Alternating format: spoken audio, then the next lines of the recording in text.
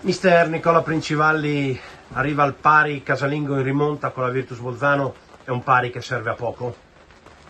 Sì, serve a poco perché dovevamo muovere la classifica in maniera più importante, ancora è andata bene che si è riusciti a portare a casa un punto, troppo poco in una partita che solo a momenti abbiamo interpretato in maniera giusta.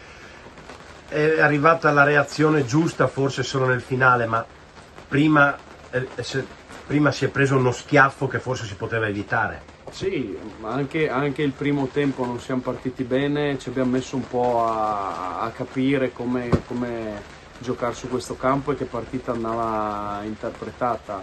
Noi abbiamo fatto discretamente nella seconda parte del primo tempo. Nel secondo tempo abbiamo preso un gol evitabilissimo, poi è stato solo un gran casino da buttare la palla lì, si è riusciti a pareggiarla, però c'è sicuramente il rammarico perché era importante, oggi doveva essere importante e fondamentale la vittoria. Cosa non ti è piaciuto più di tutto?